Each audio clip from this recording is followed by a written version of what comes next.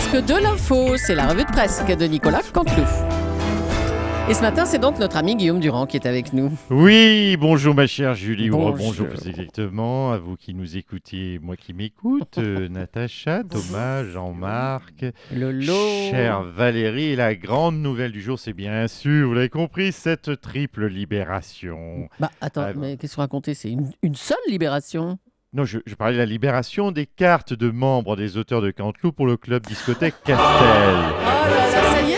Alléluia, oui, la magie de Non. Noël existe. Oh, Elles c'est sont arrivées, enfin, par coursier. Bon, accessoirement, il y a aussi, c'est vrai, la libération d'otages qui nous touche tous. Ah quand même, oui, la libération de Serge Lazarevic. Ah non, je parlais, moi, de Lionel Jospin. Vous savez qu'il était otage sur l'île de Ré depuis 12 ans. Oh non. Il vient de trouver un boulot à Paris, au Conseil constitutionnel. Par contre, est-ce qu'on a payé la rançon pour ça? Je ne sais pas. Allez, Guillaume. assez digressé. Ouais. Je vais saisir mes objets de luxe, ma petite montre Jaeger-LeCoultre, mon téléphone de luxe Thierry Lepan. Je saisis mon stylo Montblanc en or rose de Papouasie 130 carats. Waouh. Au charbon. Pardon, à la mine, c'est parti pour les titres. Ah pauvre Guillaume, allez au boulot. Libération d'otages après la libération, et nous redevenons sérieux, de Serge Lazarevic. François Hollande l'a annoncé, la France n'a plus d'otages. Enfin, plus d'otages jusqu'à la prochaine grève SNCF. Et là, personne ne paiera de rançon pour eux. On a une pensée pour eux, bien sûr. Retour à la réalité, donc Serge Lazarevic, pardonnez-moi, est rentré à Paris il y a quelques minutes. Paris et son début d'hiver à 4 degrés. Paris où il flotte ce matin, où il ne pourra plus faire un feu de cheminée. Paris où il ne pourra plus rouler en diesel non plus, Serge Lazarevic. Et s'il prend son vélo, il se chopera des amendes. Moi, finalement, pas sûr qu'il soit content de rentrer, l'ami Sergio. Le tableau parisien. Union nationale, un homme à gauche arrive enfin à rassembler. C'est Emmanuel Macron, notre ministre de l'économie. Bon, il arrive à rassembler la droite, qui applaudit son travail le dimanche, qui applaudit son travail la nuit, son travail des enfants gratuit le dimanche et en pleine nuit. Mais bon, écoutez, un homme de gauche qui se fait applaudir en ce moment, même si c'est par la droite, c'est pas si mal. Voilà, nouveau classement du FMI, c'est la Chine qui est première puissance économique mondiale devant les États-Unis. Donc, les solutions à la croissance, elles sont chinoises et toutes bêtes. C'est dictature et contrefaçon et ravioli au chat. Oh non, ça y est, alors les raviolis au chat. Voilà. Alors Ouais, oui, voilà, oui. première place de la Chine. Première place de la Chine. Bah oui. Personnellement, moi, je ne suis pas surpris. On s'en doutait. Là. Je vais vous faire une confidence. L'autre Quoi jour, on faisait quelques emplettes avec mon poteau, Thierry Lepan, Ça y est. surnommé Titi le Blindos. Titi les bons tuyaux. Alors, je vais tout vous dire, il a égaré sa Jaguar de fonction devant la boutique Vuitton. Eh ben, il y avait que des Chinois à l'intérieur. Et on s'est dit avec Titi, les Chinois, ils sont sûrement premiers au classement. Ah bah tiens. Voilà, je vous dis tout. À vous, Julie. Alors, c'est le meilleur ami de Guillaume Durand, Thierry Lepan. Voilà. Allez, on va revenir sur la libération de l'otage Serge Lazarevic. On a connu ici à Europe 1 cette angoisse, puisque un ami et collègue à nous a été détenu et il est le mieux placé pour nous parler de cette situation. C'est bien sûr Didier François. Alors, Didier, c'était dur parce qu'on a entendu un Serge Lazarevic très ému, très fragile. Dur? Ah non, pas du tout. Ouais, salut, c'est Didier François. L'otage toujours content.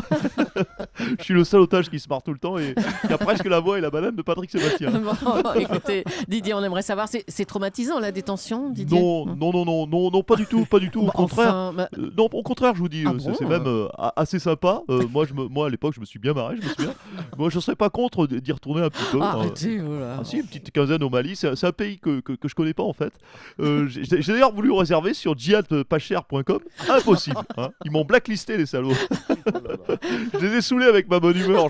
Faut dire, j'ai repiqué leur niqab et je chantais et on fait tourner les niqabs.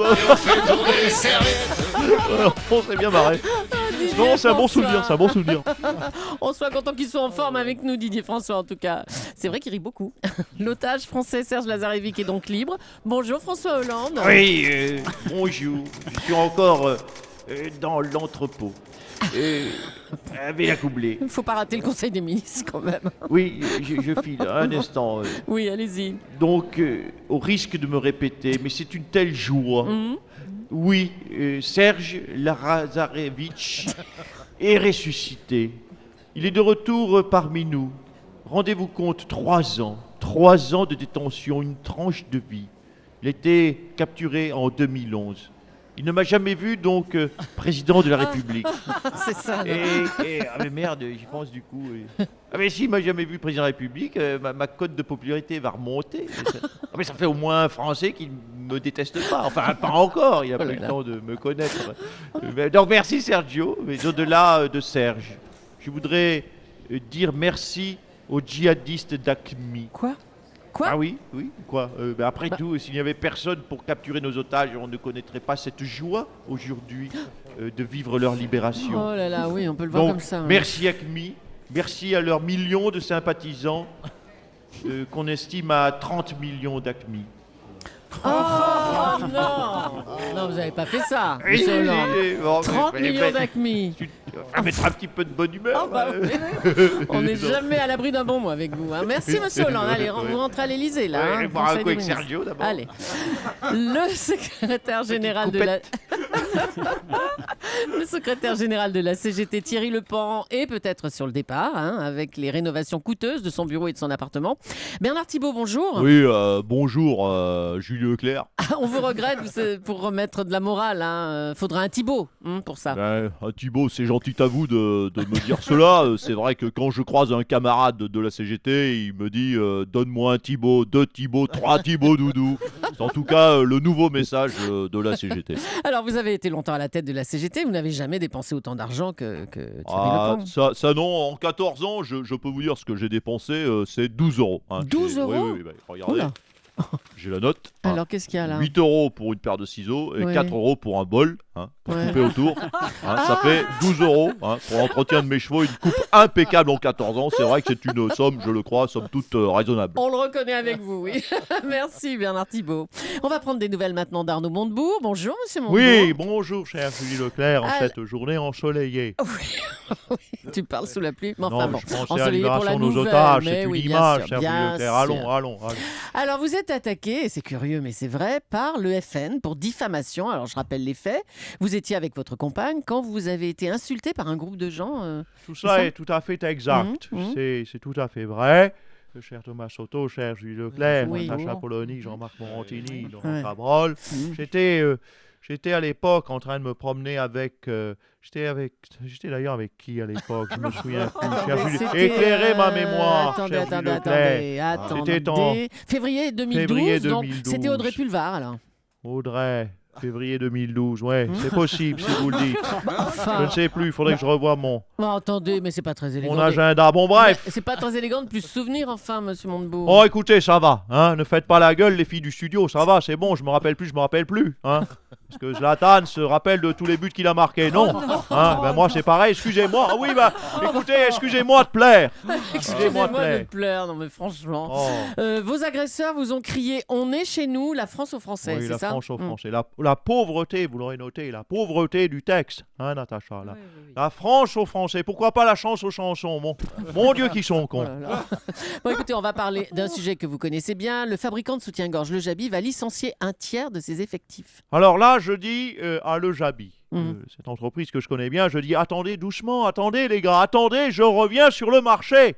Oui, je me suis enfermé 1 mois dans une Ah école. oui, on a vu ça, ouais. Du coup, on comprend que les ventes de soutifs aient chuté. Mais là, je reviens.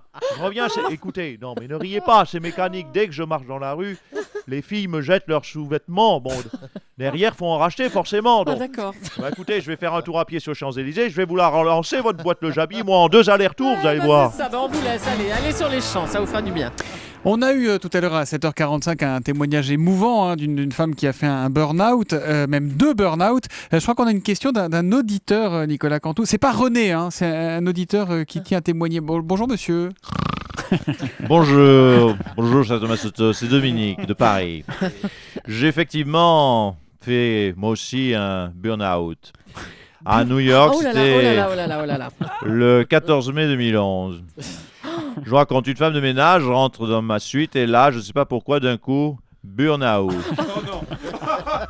Oui, monsieur Morandini, je n'ai pas vu venir. Non, pas du tout. On avait mal interprété cette crise incontrôlable à l'époque. J'avais déjà fait plusieurs crises de burn-out à mon travail, au FMI, dans l'ascenseur, sur un escalator, burn-out, à la boulangerie, burn-out, dans les transports en commun, burn-out. Vous savez que j'ai fait en moyenne une 30aine de crises par an environ. Et là, je vais devoir vous quitter car je sens que je suis en train d'avoir une crise de burn-out. Natacha Polony. Oh là là, allez, on vous laisse, monsieur Dominique SK de Paris. Quant à Nicolas Canteloup, on vous retrouve Nicolas demain en direct juste avant 9h moins le quart sur Europe 1. Bonne journée.